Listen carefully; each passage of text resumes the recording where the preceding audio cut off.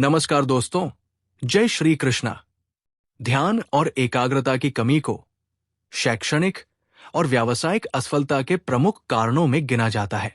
मनोवैज्ञानिक अध्ययनों के अनुसार एक औसत व्यक्ति का ध्यान हर 47 सेकंड में भटकता है। Harvard university 2010। ये विशेष रूप से डिजिटल युग में और भी चुनौतीपूर्ण हो गया है, जहां स्मार्टफोन और सोशल मीडिया जैसे प्लेटफॉर्म निरंतर सूचना और नोटिफिकेशन के माध्यम से व्यक्ति के मस्तिष्क को विचलित करते हैं। कई बार व्यक्ति अध्ययन या कार्य के दौरान शारीरिक रूप से तो उपस्थित होता है, किंतु उसका मानसिक फोकस भविष्य की अनिश्चितताओं, अतीत की घटनाओं या आभासी दुनिया में चला जाता है। इससे न केवल उत्पादकता घटती है, बल्कि कार्य की गुणवत्ता और निरंतरता पर भी प्रतिकूल प्रभाव पड़ता है।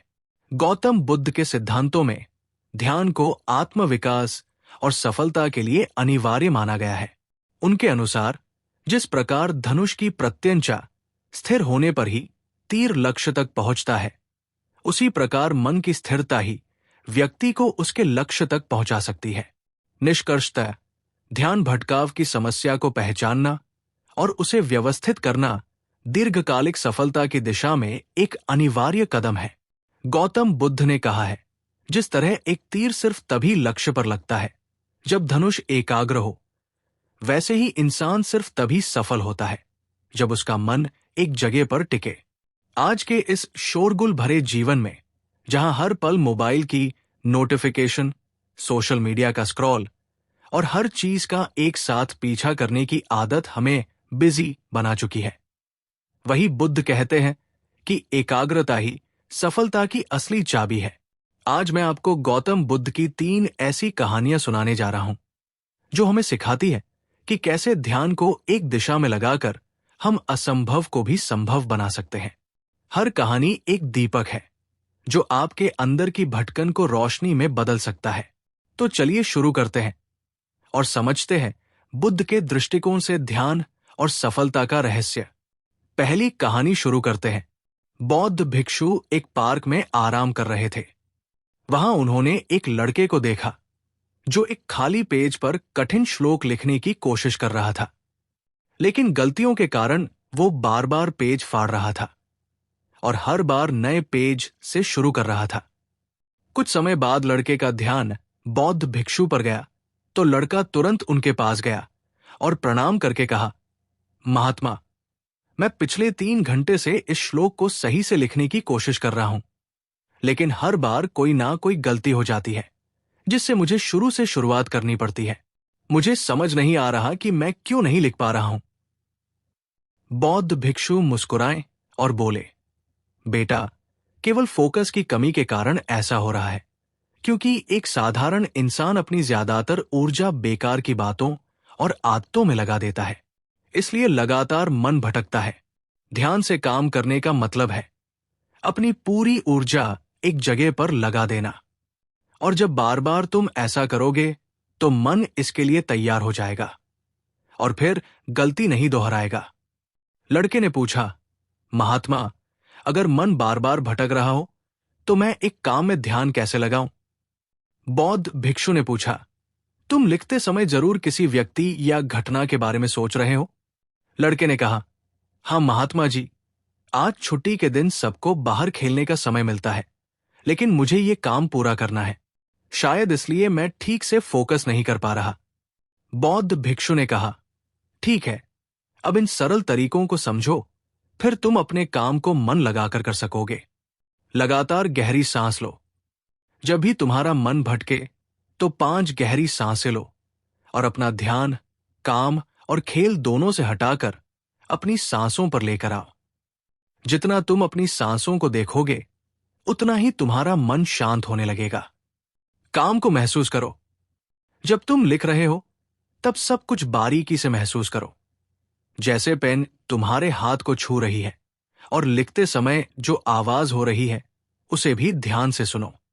जब तुम सभी चीजों पर बारीकी से गौर करोगे तो ध्यान भटकना कम हो जाएगा और तुम्हारा मन और शरीर केवल एक काम में लगा रहेगा।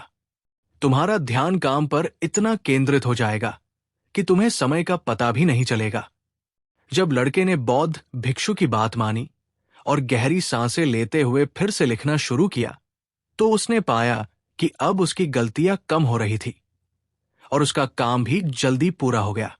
उसने बौद्ध भिक्षु को धन्यवाद कहा। इस पर बौद्ध भिक्षु ने मुस्कुराते हुए कहा, याद रखो, जब मन और इंद्रियां एक काम में लग जाती हैं, तो ध्यान गहरा हो जाता है और यही सच्ची सफलता है। दूसरी कहानी। एक दिन एक युवक बौद्ध भिक्षु के पास पहुंचा। युवक के चेहरे पर परेशानी और हताशा साफ झलक रही थी। उसने बौद्ध भिक्षु से कहा कि गुरुवर, मैं बहुत समय से परीक्षा की तैयारी कर रहा हूं।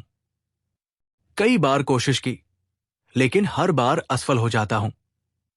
मुझे समझ नहीं आ रहा कि मुझसे कहां गलती हो रही है। बौद्ध भिक्षु ने उसकी बात ध्यान से सुनी, फिर पूछा, क्या तुम सच में परीक्षा पास करना चाहते हो? युवक ने कहा, हां गुरुवर, मैं बहुत मेहनत करने के लिए तैयार हूं। बस मुझे ये बता दीजिए कि मुझे क्या करना होगा। बौद्ध भिक्षु उसे अपने साथ एक खाली जगह पर ले गए, जहां एक पुरानी मोमबत्ती और माचिस रखी थी। उन्होंने युवक को एक मोमबत्ती दी और कहा, इस मोमबत्ती को जलाकर यहां से थोड़ी दूरी पर खड़े उस पेड़ तक ले जाओ, लेकिन ध्यान रहे कि मोमबत्ती बुझनी नहीं चाहिए। ये कहकर वे वहां से चले गए। युवक ने माचिस से मोमबत्ती जलाई और धीरे धीरे मोमबत्ती लेकर पेड़ की ओर बढ़ने लगा। रास्ते में हल्की सी हवा चली, जिससे मोमबत्ती की लौ हिलने लगी। युवक ने उसे बचाने की पूरी कोशिश की, लेकिन मोमबत्ती बुझ गई। युवक वापस आया, मोमबत्ती फिर से जलाई और फिर से चल पड़ा। युवक ने यह प्रक्रिया कई बार दोहराई, लेकिन हर बार हवा का हल्का झोंका मोमबत्ती की लौ को बुझा देता। आखिर में थका हुआ युवक हाथ में बुझी हुई मोमबत्ती पकड़े वापस चला आया और निराश होकर बोला, गुरुवर, मैं इसमें भी असफल रहा। बौद्ध भिक्षु ने मुस्कुराते हुए कहा, क्यों? तुम्हें बस मोमबत्ती जलाकर थोड़ी दूर ही तो चलना था। युवक ने धीरे से कहा, गुरुवर, मैंने कोशिश तो की, लेकिन हवा के कारण लौ बार बार बुझ जाती। बौद्ध भिक्षु ने कहा, यही तो तुम्हें समझना है। तुम्हारा मन भी इस मोमबत्ती की लौ की तरह है और चारों तरफ की हवा ध्यान भटकाने वाली आदतें हैं। जब तक तुम इन आदतों को वश में नहीं करोगे, तब तक ध्यान की लौ बुझती रहेगी। ऐसे ही जब तक तुम अपने लक्ष्य पर पूरी तरह ध्यान केंद्रित नहीं करोगे, तब तक तुम अपनी मंजिल तक नहीं पहुंच पाओगे। इसलिए मन को एकाग्र करो और जो काम करो उसमें पूरी तरह डूब जाओ। तुम्हारे प्रयास जरूर सफल होंगे। और याद रखो, सभी तरह के ज्ञान का मूल तत्व ध्यान है। इसलिए कुछ भी करने के लिए तुम्हें एक जगह ध्यान लगाना तो सीखना ही होगा। तुम जैसी आदत डालोगे, वैसा ही मन होता जाएगा। इसलिए छोटे से छोटा काम भी ध्यान लगाकर करो। ऐसा करने से मन का स्वभाव बदल जाएगा। फिर तुम्हें सफलता जरूर मिलेगी। तीसरी कहानी। एक युवक ने बौद्ध भिक्षु से पूछा कि मन में आ रहे विचारों को कैसे छोड़ते हैं। बौद्ध भिक्षु ने कहा, बताऊंगा, लेकिन उससे पहले तुम्हें एक परीक्षा देनी है।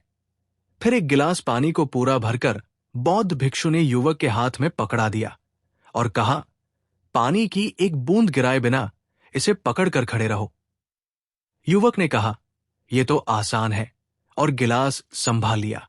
शुरू में सब ठीक था, लेकिन थोड़ी देर बाद ही उसके मन में संदेह उठने लगे। इससे क्या फर्क पड़ेगा? आखिर कितनी देर तक मुझे ऐसे पकड़े रहना होगा? जैसे जैसे ये विचार आने लगे, उसका ध्यान भटकने लगा और गिलास से पानी छलकने लगा। अंत में बौद्ध भिक्षु ने कहा, बेटा, जब तक तुम्हारा मन शांत था, तब तक पानी नहीं गिरा, लेकिन जैसे ही तुम्हारे मन में विचार आने लगे, तो पानी बाहर गिरने लगा। उन्होंने आगे समझाया, जैसे गर्म लोहे पर हथौड़े की चोट उसे नया रूप देती है, वैसे ही तुम्हारे विचार तुम्हारे व्यक्तित्व और मन को आकार देते हैं। तुम्हारा मन भी गिलास में पानी की तरह है, जिसे आसानी से विचलित किया जा सकता है। अगर तुम पानी यानी मन को स्थिर रखना चाहते हो, तो पहले सभी विचारों को स्थिर करना सीखना होगा। अब तुम एक काम करो, इस गिलास को फिर से पकड़ो और अपना ध्यान अपनी सांसों पर ले आओ। अपनी सांस को पेट और सीने में आते जाते महसूस करो। हाथ में होने वाले दर्द और असहजता को जाने दो। मन में जो विचार आ रहे हैं उन्हें बहने दो। खुद को याद दिलाओ कि तुम विचार नहीं हो, बल्कि उन्हें दूर से देखने वाले इंसान हो। ऐसा याद रखने से विचार आकर चले जाएंगे, लेकिन मन को विचलित नहीं कर पाएंगे। थोड़ी देर तक युवक ने इस अभ्यास को जारी रखा और गिलास से एक भी बूंद गिराए बिना खड़ा रहा। बौद्ध भिक्षु ने कहा, इस तरह ध्यान से अभ्यास करते रहो। धीरे धीरे तुम्हारा मन शांत होने लगेगा और तब कोई भी कठिन काम करना तुम्हारे लिए स्वाभाविक हो जाएगा। इसके बाद वो युवक बौद्ध भिक्षु को धन्यवाद कहकर घर लौट गया। दोस्तों, अगर हमारी वीडियो अच्छी लगी हो तो कृपया हमारे चैनल को सब्सक्राइब करें और हमारी वीडियो को लाइक और शेयर करना न भूलें। धन्यवाद।